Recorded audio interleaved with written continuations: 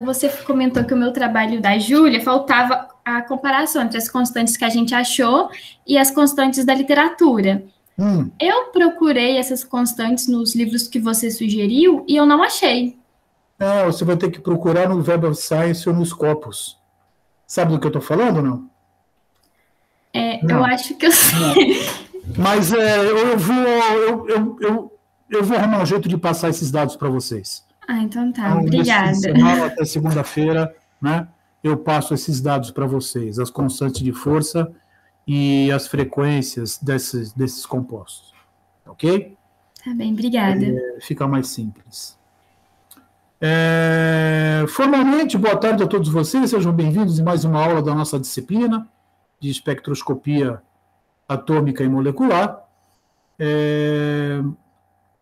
Hoje, né, nós vamos estudar um assunto bastante legal, diferente, né, mas que é espectroscopia na veia. Né? Nós vamos falar sobre espectroscopia rotacional. Nós vamos aqui mostrar para vocês a ponta do iceberg, né? Se é que dá para dizer que aquilo é só a ponta, né? Porque a gente vai arranhar, né? Mas é para vocês realmente só terem uma ideia e, se porventura vocês se interessarem, procurar ou com a gente ou nos livros texto um pouco mais de informação para saber mais sobre o assunto, tá ok? Eu vou passar para a apresentação, né? E vamos então formalmente começar a nossa aula. Deixa eu achar aqui.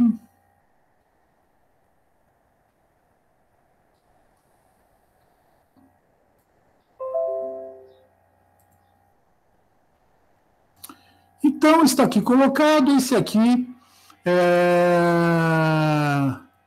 o nosso famoso primeiro slide, né, em que a gente mostra aqui os títulos de cada uma dos assuntos que a gente abordou nas variadas aulas. A gente começou estudando estrutura da matéria, viu de que maneira elementos químicos se organizam do ponto de vista das suas partículas elementares, né, e de que maneira diferentes átomos têm diferentes estruturas energéticas. Né?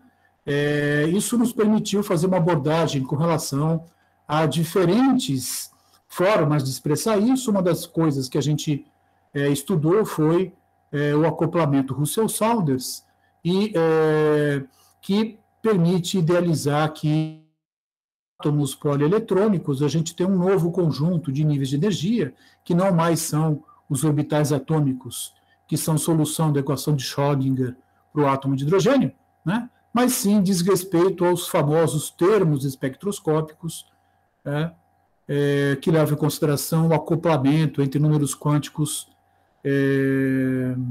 de spin e números quânticos orbitais. Né? Depois a gente estudou ligações químicas, a gente viu de que forma diferentes elementos químicos interagem para formar compostos químicos, né? E a gente estudou uma das principais teorias, né, para descrever essas interações, a teoria do orbital molecular, porque a teoria do orbital molecular ela passa, né, pelo entendimento da sobreposição de orbitais atômicos para formar orbitais moleculares. Né? E a partir do entendimento desses orbitais formados, tanto os orbitais populados, né, por elétrons quanto os não populados, a gente pode discutir transições eletrônicas, de que maneira energias podem ser absorvidas ou são emitidas por íons, moléculas ou átomos, de maneira geral, né, para que estejam envolvidos em transições eletrônicas, transições de elétrons na estrutura dessas espécies químicas. A gente viu aqui a descrição quântica, né, e a gente viu as regras de seleção principais, as chamadas regras de ouro. Né? Passamos a estudar depois a vibração molecular. Para isso, a gente estudou o movimento harmônico simples, né? Vimos de que maneira você descreve fisicamente, né, o modelo de bola e mola, como duas bolas ligadas por uma mola podem, né, mostrar, né, um movimento entre essas partículas, né, e como esse movimento está diretamente relacionado a uma expressão para a energia do mesmo, né?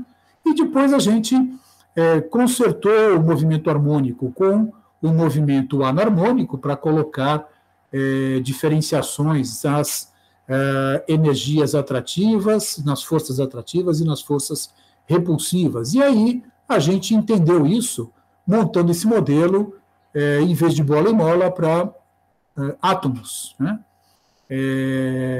E a gente, então, pôde discutir a vibração molecular, falamos sobre graus de liberdade, a gente vai tocar nesse assunto hoje de novo, né? E aí a gente descreveu, né, as principais ideias da espectroscopia de absorção no infravermelho e da espectroscopia de espalhamento Raman, chamando a atenção em ambos os casos a diferença física entre os mesmos, né? Infravermelho a gente tem absorção de radiação eletromagnética e no Raman a gente tem espalhamento dessa radiação, espalhamento esse que é o espalhamento inelástico, né? E a gente viu um conjunto de fatores e abordagens inerentes a cada uma das duas técnicas. Nesse meio tempo, a gente falou também sobre instrumentação, né? De que maneira a gente pode utilizar espectrômetros e o funcionamento de cada uma das partes de um espectrômetro, tá? Então, foi nesse ponto que a gente terminou a nossa última aula falando sobre espectroscopia de espalhamento Raman. Então, hoje a gente vai falar um pouquinho sobre espectroscopia rotacional, tá ok? Relembrando, a gente já viu isso, né? Os famosos... Oi, fala. Quando a gente fala de uma transição para um orbital virtual, a gente quer dizer exatamente para um orbital não ocupado ou eles são dois termos diferentes? São dois termos diferentes, né? Um orbital não ocupado, que é um orbital LUMO, né? Ele é um orbital real da estrutura do seu sistema, porque ele é um orbital originado da sobreposição dos orbitais atômicos, tá? O orbital virtual, aquele estado virtual que acontece no Raman, ele é um truque matemático, tá ok? Ele é um estado que existe enquanto durar a interação com o laser, né? E a gente pode, via um truque matemático, né? Via puxa, esqueci a palavra, relação matemática que permite, né, a gente escrever uma função qualquer a partir da somatória de um conjunto de funções que pertencem ao sistema. Tá ok? Então, então o LUMO não é um orbital virtual. Não é um orbital virtual, né? O LUMO é um orbital real do teu sistema, só não está ocupado. Mas ele pode vir a ser ocupado desde que você forneça energia exata, que é a diferença entre o valor de energia dele e de um orbital ou não. Tá ok? Certo. E quando a gente vê aquela outra sequência de orbitais LUMO, que vem lá, LUMO é menos, né? LUMO menos 1, LUMO, não, é mais. LUMO mais 1, LUMO mais 2, todos esses, então, são orbitais reais, nenhum deles são virtuais. Eles são orbitais reais e eles vão existir a partir do momento que você popular esses orbitais. Tá? Se você não tem elétron orbital, ele não existe. Certo? Então, aí eu posso chamá-los de virtual? Essa é a minha dúvida. Não é esse termo, não é esse termo. O orbital virtual é um orbital o qual só vai existir a partir da interação, né, com a energia de um sistema, né, e a energia de um laser, de uma fonte externa. Tá? E não se dá via absorção. Tá ok? Certo. Esse é um processo de 2 fótons para um orbital virtual. É um processo de 2 fótons que vai acontecer. Você vai ter um fóton de criação e um fóton de destruição. E os dois têm energias diferentes. No outro processo, você tem o processo de um fóton só porque ele tem a mesma energia. Tá ok? Ok, entendi, professor. E aí, voltando para os nossos graus de liberdade, né, a gente define os graus de liberdade como movimentos possíveis para uma molécula, tá certo? Movimentos esses cuja posição final vai diferir de alguma forma da sua posição inicial, né? Para um número total de 3n graus de liberdade, onde n é o número de átomos, e 3 é referente ao conjunto de eixos do meu sistema cartesiano, né? Então, um exemplo para a água, H2O, nós temos que n é igual a 3 átomos, então a molécula de água apresenta um total de 9 possíveis movimentos, que são descritos como 3 movimentos vibracionais, 3 translacionais e 3 rotacionais, né? Lembrando que como é que a gente calcula os vibracionais? A gente tira 3n-5 se a molécula é linear e 3n-6 se a molécula for não linear, né? Quem são esses 3n-5 ou 3n-6? São os modos translacionais e rotacionais, tá certo? No caso da água em particular, a água tem esses movimentos de rotação. Se eu colocar a minha molécula de água sobre, né, o eixo Z com o átomo de oxigênio, ela tem a possibilidade de executar esses movimentos que a gente acabou de ver aqui, né? Em torno do eixo X, em torno do eixo Z, em torno do eixo Y, tá certo? E nesses movimentos todos, o que a gente tem é a modificação da posição inicial da água em relação à posição final. É claro que a água continua sendo indistinguível nas suas posições, mas os átomos trocam de lugar, ok? Então, são esses os movimentos de rotação que vão acontecer, tá? E o que acontece fundamentalmente na técnica,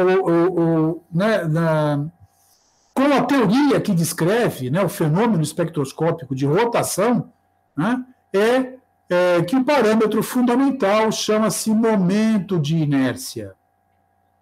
Tá, ok? E o momento de inércia ele é definido fisicamente como produto entre a massa do sistema multiplicado pela distância dessa massa em relação ao eixo de rotação que passa pelo centro da minha molécula. Tá? Essa aqui é a expressão físico-matemática que descreve o momento de inércia, né? R, então, é a distância perpendicular entre o átomo I e o eixo de rotação. Isso aqui é muito legal porque a maior parte de nós não se dá conta, né, disso aqui. Então, eu tenho essa molécula que tem um átomo com massa M1, um átomo com massa M2, dá para perceber no meu desenho, né, que os diferentes átomos têm massas diferentes, N1 é mais pesado que N2, tem mais massa, né? E, logicamente, o centro de massa dele vai estar deslocado mais próximo de N1 do que de N2, tá certo? Então, no movimento de rotação que vai existir, que vai ser em torno, né, do eixo que passa no centro de massas, né, eu tenho R1, que é a distância do centro de massas ao átomo 1, e tenho R2, que é a distância do centro de massas ao átomo M2. Na verdade, R1 mais R2 é a distância internuclear, né? Tá ok? Então, a gente teria esse tipo de situação. Se eu faço essa somatória, eu teria a massa de 1 vezes essa distância, vezes a massa de 2 vezes essa distância.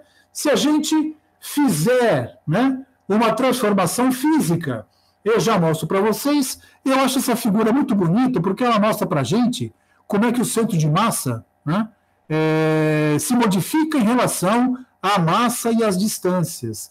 Quando a nossa bailarina aqui, ela executa o movimento de rotação em torno do seu próprio eixo, com os braços abertos, essa rotação é muito mais lenta do que quando ela está com os braços fechados, tá? Porque ela diminui, né, a sua simetria e ela torna esse movimento muito mais simples, porque ela está mudando centro de massa e distância em relação ao centro de massa dela. Tá? Né? O momento de inércia depende basicamente das massas dos átomos presentes e da geometria molecular. né? E a espectroscopia rotacional, ela proporciona para a gente informações sobre os comprimentos de ligação e também os ângulos de ligação na estrutura da molécula. Então, a gente vai ver lá no fim, depois que a gente abordar tudo isso aqui, que fazer uma medida de espectroscopia rotacional permite obter parâmetros estruturais. E isso é fantástico, né? Em geral, as propriedades rotacionais de uma molécula podem ser expressas em termos dos momentos de inércia em relação aos 3 eixos da molécula perpendiculares entre si. Vamos voltar ao caso da molécula de água, né? Então, a gente tem, no caso da molécula de água, o que a gente chama de um rotor assimétrico, porque ela tem 3 diferentes momentos de inércia, né? Em função de 3 eixos, né? Em relação a IA, IB e IC, que passam por partes diferentes da molécula, né? E por convenção, a gente simboliza os momentos de inércia por IA, IB e IC, em vez de X, Y e Z, né? E a gente sempre trata, né, de tal forma que a gente tenha o IC maior ou igual a IB, maior ou igual a IA. Então, na hora que você montar essa figurinha para a sua molécula, você tem que colocar IA, IB e IC de tal maneira que você determine, né, essa ordem de grandeza aqui, tá certo? E, logicamente, moléculas lineares, o momento de inércia em relação ao eixo nuclear é nulo, né? Porque, inclusive, não existe rotação em torno do próprio eixo molecular.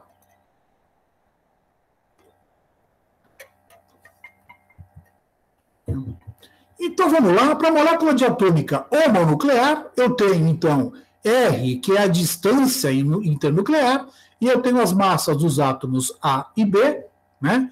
Se são átomos com massas diferentes, eu vou ter, então, que o meu momento de inércia vai ser dado por essa relação, né? A massa reduzida, né, o centro de massas, vezes o quadrado da distância nuclear, tá certo? Então, para uma molécula diatômica, essa expressão se simplifica desta forma, ok? E, logicamente, isso aqui, né, quando foi descoberto, quando foi, né, idealizado, permitiu calcular para todas as moléculas diatômicas ou heteroatômicas, né, dinucleares, né, os seus parâmetros rotacionais. Ok? Vamos brincar aqui com um exemplo, né? Calcular o momento de inércia de uma molécula de água em relação ao eixo binário, que é a bissetriz do ângulo HOH, de valor 104,5 e comprimento de ligação de 95,7 picômetros, tá? Que equivale a 0,95 angstroms, né? 0,957 angstrom, né? 100 picômetros é 1 angstrom, é 10 a menos... picômetro 10 a menos 12, né? Então, e angstrom é 10 a menos 10 metros, tá? Vamos à resolução dessa história, né? O momento de inércia ele é a soma dos produtos das massas pelos quadrados das distâncias de cada átomo em relação ao eixo. Então, no caso, né, a gente tem para a molécula de água que o momento de inércia vai ser a somatória, né, disso aqui, né, NH, RH elevado ao quadrado, mais 0, porque eu tenho um eixo passando pelo centro de massa, né, e H ao quadrado, ou seja, vai ser 2NH vezes RH ao quadrado. Porque eu estou falando desse arranjo aqui. Essa aqui é a bissetriz, né? Esse ângulo aqui, que é de 104, está aqui, né? 0,5, tá certo? O ângulo θ, e eu tenho essa distância, né? Distância de ligação, oxigênio e hidrogênio, tá? Então, se eu tenho esse ângulo θ, né? E se o comprimento é R, né? Lembrando que esse ângulo θ aqui vai ser o ângulo da bissetriz. Então, eu vou ter que RH, que é a distância desse centro de massa ao valor a posição do meu átomo de hidrogênio vai ser RH igual a R seno de θ. Fazendo a conta, né? Então eu vou ter que o meu momento de inércia vai ser 2mh R ao quadrado, seno ao quadrado de θ, colocando todos os valores aqui, né? A massa de hidrogênio em quilo, né? A distância de ligação em metro, né? Eu vou ter a metade do ângulo, né? O valor de momento de inércia igual a 1,91 vezes 10 a menos 47 quilo por metro quadrado. Tá certo? Então, esse é o valor do momento de inércia que a gente pode conhecimento dessas grandezas, né? Como observação, a massa do átomo de hidrogênio não contribui para o aumento de inércia nesse específico modo de rotação, né? Pois ele está parado, enquanto os átomos de hidrogênio é que rotacionam, tá certo? Então, se a gente olhar aqui, né, o átomo fica parado e são esses dois que rotacionam em torno, né, da posição do átomo de oxigênio, tá? Ah, mas professor, o senhor falou que era importante o momento de inércia para os parâmetros. Não, a gente fez aqui o contrário, né? O que a gente fez foi, conhecido o parâmetro geométrico, eu calculei o momento de inércia. O que a gente vai mostrar agora para vocês é que, a partir do valor de I que eu posso obter como um dado experimental, né, eu vou encontrar isso, né, o ângulo. Tá certo? Então, isso que é possível e é isso que é bonito, né? Mas antes da gente falar sobre isso, vamos falar um pouquinho sobre rotores. A gente acabou de ver um rotor, né? A molécula de água, né? Mas existem vários tipos diferentes de rotores, né? Numa aproximação bastante simples, inicialmente, de que as moléculas são consideradas como rotores rígidos, ou seja, elas são corpos que não sofrem deformação sob rotação. Por que eu estou falando isso? Porque, se a gente quiser, a gente pode complicar, né, para modelos com rotor não rígido, ou seja, a partir do momento que você tem a sua molécula rotacionando em torno de um eixo, você tem forças centrípetas atuantes. Então, a distância de ligação ela sofre vibrações, né, associadas à rotação. Tá? Mas não vamos olhar para isso por enquanto, né? Vamos pensar no modelo mais simples, que é a minha molécula rotor rígido. E quais são os tipos de rotores? Existem rotores chamados lineares, os esféricos, os simétricos e os assimétricos. O rotor linear, que é o mais simples, tem um de seus momentos de inércia nulo, que é o eixo molecular. Então, se você tem uma molécula linear, você dispõe essa molécula sobre um determinado eixo do seu sistema cartesiano e, nesse eixo, o momento de inércia é nulo, né? Que tem esse tipo de situação. CO2, HCl, OCS, HCCH, HCCl e mais uma enormidade de moléculas diatômicas, né? E vários outros sistemas que permitem idealizar que eu tenha moléculas lineares, tá certo? E aí, nessa situação, eu tenho esse modelinho, né, para a molécula diatômica, né, e o que a gente acabou de ver, onde eu tenho, então, que o momento de inércia vai ser dado por essa relação simples, massa reduzida vezes o quadrado da distância internuclear, né, mas eu posso ter para moléculas mais complicadas, para 3 ou para 4 átomos, né, com distâncias iguais ou distâncias diferentes, e para cada uma delas eu vou ter uma expressão diferente. Ok?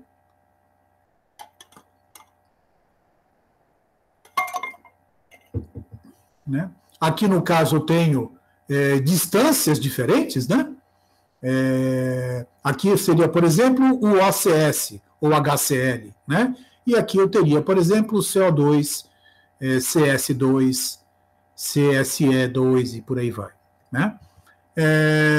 Os rotores esféricos, eles têm os 3 momentos de inércia iguais. Então, rotores esféricos, Exemplo típico, um tetraedro, né? Claro que eu tenho que ter as 4 pontas do meu tetraedro ocupadas por moléculas iguais, por átomos iguais para formar a molécula. Esse aqui é o exemplo do tetracloreto de carbono, ou metano, né? Ou qualquer outro sistema, sulfato, o íon sulfato e por aí vai, né? E aí, né, a expressão para o momento de inércia assume esta forma, 8/3 de MAR², né? Um outro exemplo de rotor esférico é o octaedro perfeito, também ocupado por 6 átomos iguais nos vértices do octaedro, né? De tal forma que o momento de inércia vai ser dado por 4 vezes a massa MA, né? Vezes o quadrado da distância entre os núcleos. Tá? A gente tem os rotores simétricos com 2 momentos de inércia iguais, né? E aí a gente tem como exemplo as moléculas de pirâmide trigonal, né? E, por nomenclatura, a gente chama esses momentos de inércia de momento de inércia perpendicular e momento de inércia paralelos, né? E cada um deles tem a sua expressão, né? E outro exemplo de rotor simétrico com 2 momentos de inércia iguais, né, é o octaedro distorcido, né, com diferentes átomos nos vértices do meu tetraedro. E as expressões também, perpendicular e paralelo, estão aqui colocadas, né? E os rotores assimétricos, nos quais os 3 momentos de inércia são diferentes. Isso inclui a maioria das moléculas conhecidas, então IA é diferente de IB, que é diferente de C, e você tem que deduzir cada expressão para o momento de inércia em função de sua geometria, né? Como a gente fez lá para o H2O, né, para a água, tá certo?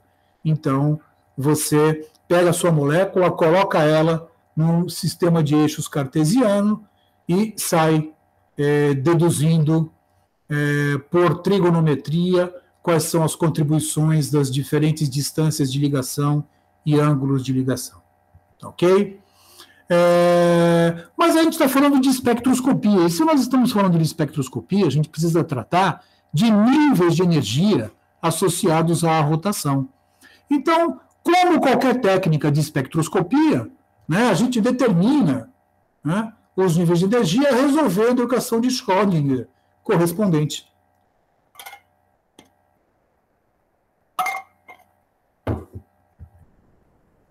Tá? É que, em vez da gente fazer isso, né, existe um procedimento bem mais simples, que é determinar as expressões clássicas de um corpo em rotação e depois sim aplicar as expressões de momento angular. Essa aqui é o primórdio, né, da abordagem quântica, né? Então você, né, pega as expressões clássicas e quantiza essas expressões clássicas. É basicamente o que a gente vai fazer aqui, né? Mas, fundamentalmente, o que você tem que fazer é resolver as equações de Schrödinger. Você tem que, então, ter expressões, né, funções de onda rotacionais, resolver a equação com o hamiltoniano de energia para essas funções de onda rotacionais. Tá? Mas vamos primeiro olhar, né, como é que a gente faz essa abordagem, tá certo? A expressão clássica para a energia de um corpo que gira em torno de um eixo é dada dessa forma. Um eixo A qualquer, né, é dado por meio de IA ômega ao quadrado em A, onde ômega A é a velocidade de rotação em torno do eixo A, né, e IA é o momento de inércia correspondente a esse eixo. Ok? Então, essa aqui é a energia do meu sistema.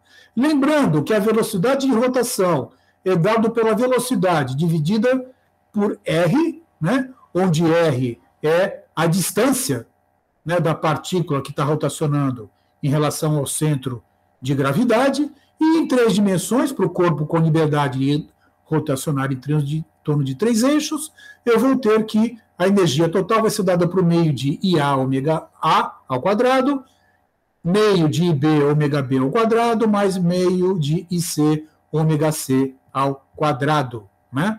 E o momento angular clássico, J em torno de um eixo A, né?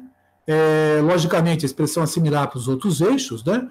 JA é IA que multiplica ômega A, né? Então, o momento angular é dado pela relação entre o momento de inércia e a velocidade angular, né? Então, logicamente, se a gente substituir isso na equação anterior, a gente passa a ter uma expressão para energia, né, angular, que vai ser o quadrado de JA dividido por 2I, mais o quadrado de JB dividido por 2I de B, mais o quadrado de JC dividido por 2I de C, né? Para o rotor esférico, quando os três valores de I são iguais, a expressão clássica terá essa forma, né? Então, E vai ter isto aqui, JA, JB, JC, cada um deles ao quadrado, dividido por 2I, né? Isso aqui, então, é tal ao quadrado, né? Um J diferenciado, né, ao quadrado, dividido por 2I, onde esse J é o valor do momento angular total, né? E, quanticamente, a gente tem que esse aqui é a quantização de momento angular, né? J ao quadrado, ele não é exatamente J ao quadrado, né? Ele é J que multiplica J mais 1 vezes H cortado ao quadrado. Tá, ok? Então, esse aqui é o efeito de quantização do momento angular total do meu sistema. Tá certo? A gente sabe que H cortado é H sobre 2π, então, substituindo, eu vou ter que E de J vai ser H ao quadrado sobre 8π ao quadrado vezes I, o momento de inércia, que multiplica J, né? Que multiplica J mais 1. Tá certo? Em unidades de número de onda, isso aqui em unidades de energia, né? Em unidades de joules, né? Em unidades de número de onda, esse valor vai ser dado dividindo por C, né? Pela velocidade da luz. Então, eu vou ter H, né? 8π ao quadrado C vezes I, que multiplica J, J mais 1. Tá certo? Se a gente chamar, né, essa parte toda aqui, né, por uma letra qualquer, eu vou chamar de B, né? Então eu tenho que H dividido por 8π ao quadrado C vezes I, que é o momento de inércia do meu sistema químico, isso aqui tudo é igual a B, né? Então eu vou ter que a minha expressão em termos de número de onda vai ser dada por F de J igual a B, que multiplica J, J mais 1. Tá certo? Com F de J em valores de número de onda, né? E B é chamado de constante rotacional. Tá certo? Então, isso aqui é muito legal, porque a gente tem agora aqui, por uma transição rotacional qualquer, né? Entre dois níveis consecutivos, J e J mais 1, né? Eles vão estar separados por unidades de B. Tá certo? Né? Então, F de J e F de J mais 1, se eu faço uma transição entre eles, eu vou ter uma diferença que vai ter o valor de B, né? E que tem nele embutido o momento de inércia desse sistema químico. Tá, ok? Então, a determinação de B por métodos espectroscópicos resulta na determinação de distâncias internucleares e ângulos de ligação moleculares. Ou seja, a técnica de espectroscopia rotacional é muito importante porque ela nos permite obter propriedades estruturais de moléculas em fase gasosa. Tá certo? Mas no finalzinho eu vou chamar a atenção especificamente em relação a isso, mas isso é muito legal, né? Porque a primeira coisa que a gente aprende quando a gente começa a estudar a estrutura da matéria é de que eu só consigo parâmetros estruturais se eu tiver um sólido cristalino. Porque nesse sólido cristalino eu consigo ter um monocristal e eu consigo fazer uma difração de raio-x específica nesse monocristal que vai me dar as posições absolutas dos átomos na estrutura dessa espécie química. Tá? E isso é bem conhecido desde Lawrence Bragg, né? Os Bragg, pai e filho, né, que ganharam ambos o prêmio Nobel por essa descoberta, né? Por relacionar a difração de raio-x e difração de raio-x à estrutura de sólidos cristalinos. Né? Entretanto, a gente pode agora disponibilizar uma outra técnica de espectroscopia que nos permite acessar parâmetros geométricos, distâncias de ligação e ângulos de ligação a partir do espectro rotacional. Tá certo? Do ponto de vista das transições, né, o que a gente tem? Em espectroscopia rotacional, a intensidade da transição ela é proporcional ao quadrado do momento de transição. Lembrando, então, né, que eu vou ter esse momento de transição em espectroscopia rotacional, que eu vou chamar de R, né, eu tenho que resolver, então, qual é o recobrimento dessas duas funções de onda rotacionais, né, agora, do ponto de vista de uma entidade que é o nosso momento de transição rotacional, tá certo? Que é similar ao que a gente viu no infravermelho, que é similar ao que a gente viu na espectroscopia eletrônica. E as regras de seleção rotacionais constituem as condições nas quais a intensidade e, logicamente, R de R serão diferentes de zero. Se a gente resolver isso, eu não vou resolver aqui, né? A gente já resolveu isso antes, tá certo? A gente vai chegar nas mesmas expressões, só que em vez de psi de V, né? E aqui, psi duas linhas de V, né? Eu vou chegar usando, né, os psi, as funções de onda rotacionais, eu vou chegar a uma regra de seleção fundamental, que é a molécula deve ter um momento de dipolo permanente, tá certo? Então, eu vou ter que dmi dq tem que ser diferente de zero. Para que isso aconteça, né, o valor, né, do momento de dipolo tem que ser diferente de zero, e eu só posso ter transições com valores de ΔJ mais ou menos 1, né, para que eu tenha essas transições aparecendo no espectro. Levando em conta a regra 2, né, ou seja, ΔJ mais ou menos 1, né, e sabemos que ΔJ refere-se a J duas linhas e J', né, uma transição de J duas linhas voltando para J', né, onde J' é o número quântico do estado de energia superior e J duas linhas do estado de menor energia, temos em valores de número de onda isso aqui, né, ou seja, né, então f de J duas linhas, eu vou ter uma expressão, e f de J linha eu vou ter outra expressão, né? Fazendo a diferença entre eles, eu vou chegar a isso aqui, né? Ou seja, a diferença vai ser 2b que multiplica J mais 1. Né? Lembrando que 2b é isso aqui, h, constante de Planck, 8π ao quadrado, velocidade da luz, momento de inércia do meu sistema. Tá? Então, o que vai acontecer vai ser sempre isso. Né? Transição de J0 para J1. Eu vou ter um valor igual a 2b, né? Entre eles. Quando é J2 e J1, o meu valor vai ser de 4b. Né? Mas porque eu vou ter uma diferença levando em consideração J2 e J1. E assim consecutivamente. Eu vou estar sempre aumentando. Né? De tal maneira que a diferença entre eles vai ser sempre igual a 2b. Como? Porque isso aqui é uma linha, e isso aqui é outra linha. Então eu vejo a diferença entre isso e entre isso. E a diferença entre eles vai ser sempre igual a 2b. Tá?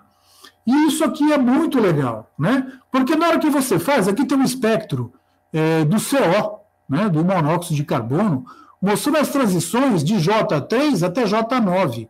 Está aqui esse quadrinho. então elas são observadas em 115,3 3, depois 230,5, 345,7. Então, eu vou observando, né, cada vez mais esses valores aqui, né? Isso aqui está na região de micro-ondas, né? Tá? E na hora que a gente, então, mede lá, né, o valor de B medido no espectro é igual a 1,929 centímetros a menos 1. Sabendo, então, que B é isso aqui, veja, de onde a gente tirou esse valor? A gente tirou daqui, ó, né? Tá? Então, eu tenho, né, que a diferença entre eles vai ser dessa ordem de grandeza. Aqui vai dar 5, né? Aqui vai dar 4, né? Um pouco menos de 4. A diferença entre eles está dando desses valores aqui, né? E aí, na hora que você calcula essas diferenças, tá certo? Você obtém, então, que o valor de B é igual a 1,929. Sabendo que B é igual a isso, né? Eu, então, calculo qual é o valor para I e sei que I é igual a μr ao quadrado, tá certo? Portanto, fazendo uma substituição rápida, eu vou ter que R ao quadrado vai ser isso aqui, portanto, né, fazendo todas as substituições, a primeira delas é de massa reduzida, né, fazendo as substituições agora, né, eu vou determinar que o valor de R é dessa ordem de grandeza, tá certo? Colocando as substituições, eu vou determinar que o valor de R é igual a 1,13 vezes 10 a menos 10 metros, né? Como essa não é uma unidade que a gente está acostumado a trabalhar, essa unidade no sistema SI, né? Lembrando que um angstrom é 10 a menos 10 metros, eu então tenho que, né, o valor da distância entre os átomos de carbono e oxigênio na molécula de CO no estado gasoso é da ordem de 1,13 angstroms, ou 113 picometros. Tá ok? É claro que eu estou assumindo aqui um cálculo bastante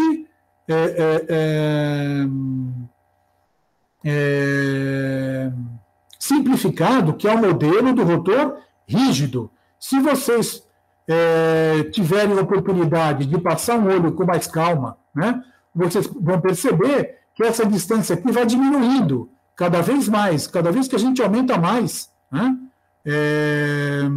os valores para as transições, o valor de B vai diminuindo, porque a gente tem que aplicar aqui, na verdade, o modelo do oscilador, do rotor anarmônico, né, não rígido, tá certo?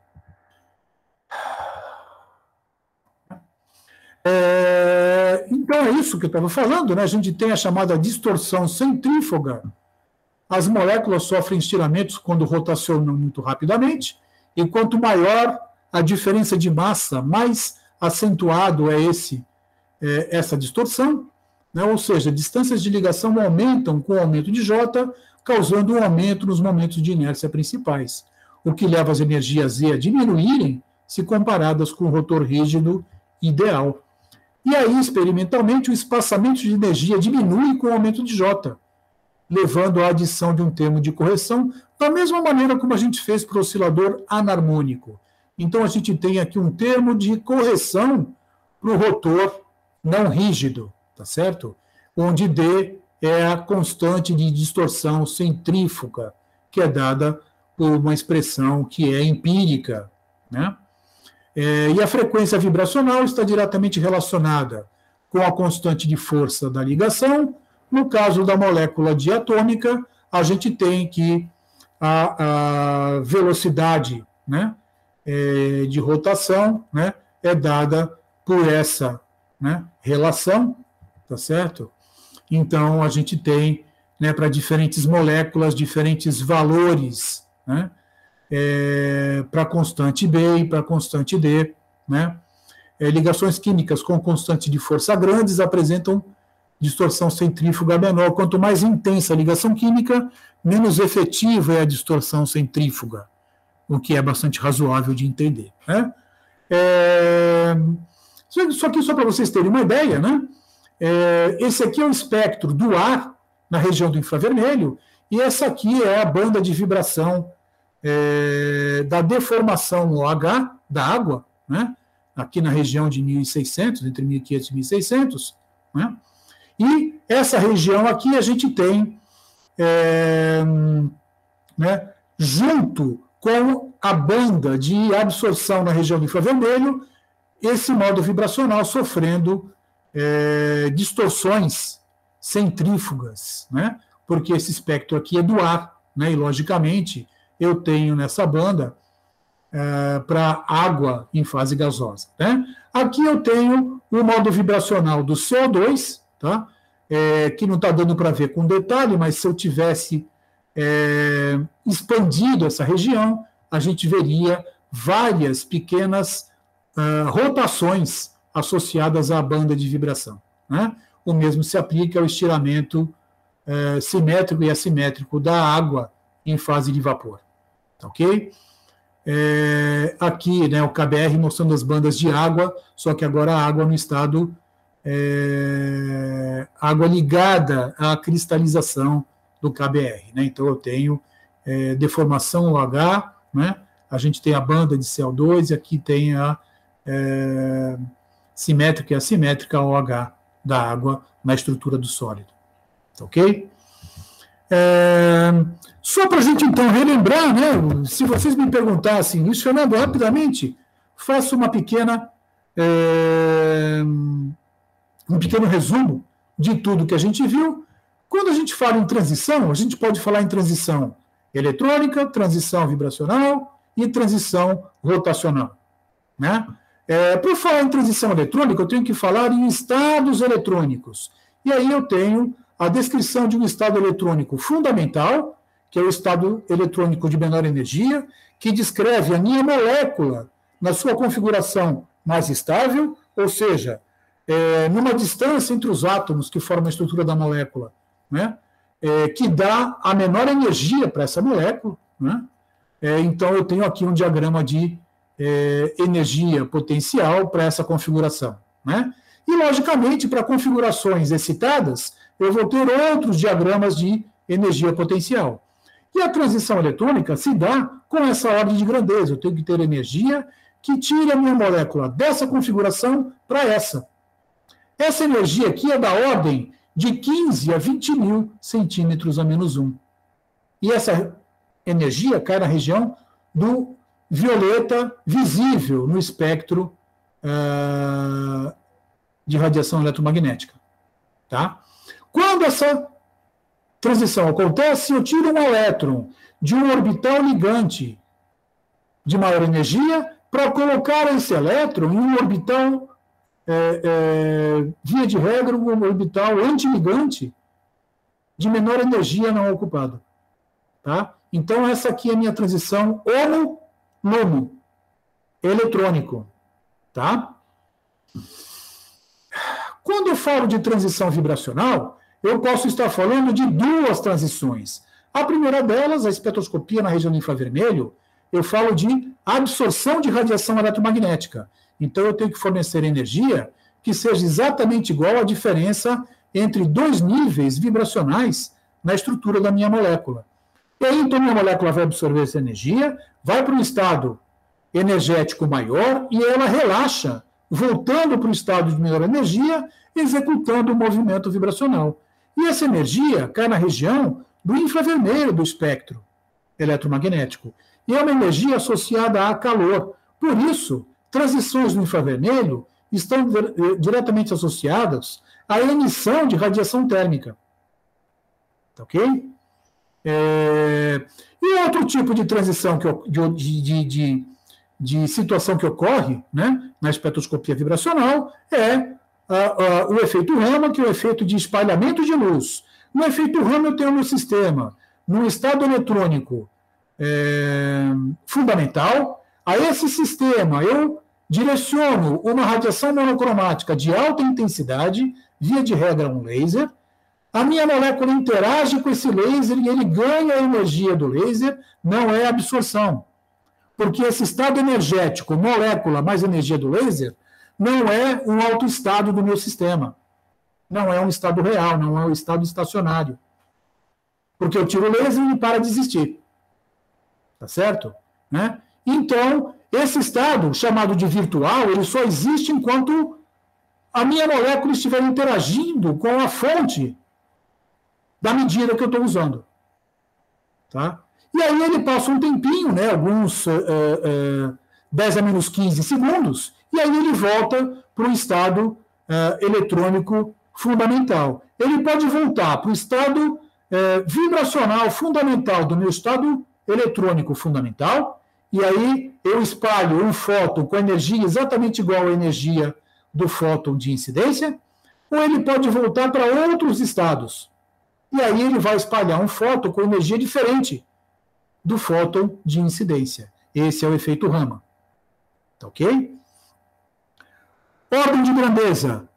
A energia vibracional associada a esse movimento, a esse grau de liberdade, é uma ordem de grandeza menor. Então, é em torno de 1.000 a 1.500 centímetros a menos 1. Tá certo? E cai na região do infravermelho do espectro eletromagnético. E entre os níveis vibracionais, eu tenho os níveis rotacionais. E, de novo, é uma ordem de grandeza, de diferença. Tá certo? Níveis rotacionais são observados na região de micro-ondas, de 30, 40, 50 até 100 centímetros a menos 1. A gente tem os níveis de energia rotacionais. E aqui eu volto a ter um processo de absorção. Eu tenho que ter energia fornecida exatamente igual à diferença entre dois níveis consecutivos, como lá no infravermelho, tá certo? E aí a minha molécula popula um estado excitado, na hora que ela volta para o fundamental, ela relaxa, executando o movimento, o que é o movimento de rotação. Tá ok? Como eu falei, uma ordem de grandeza menor que essa aqui, que é uma ordem de grandeza menor que a energia associada para esse fenômeno de transição. Tá ok?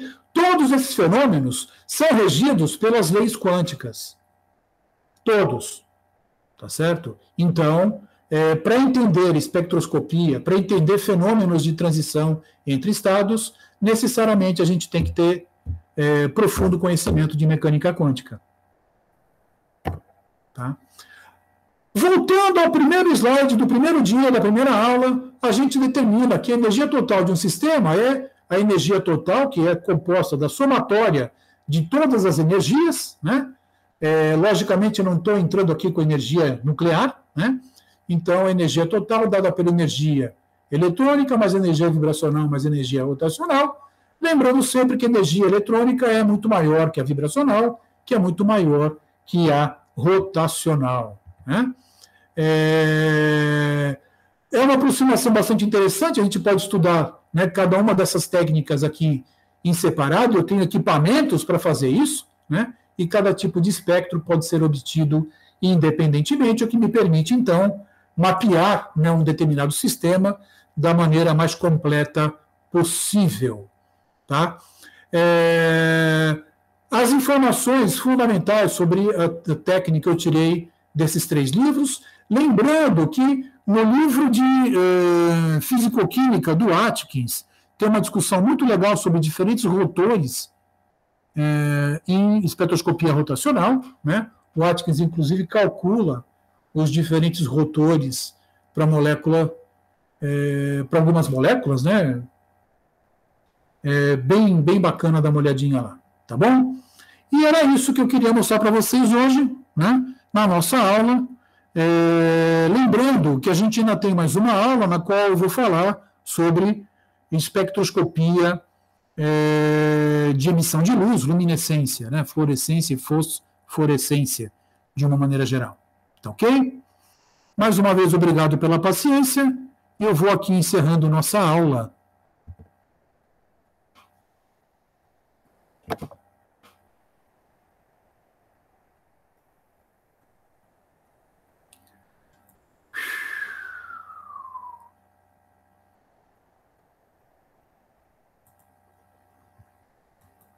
Pronto, parei a gravação.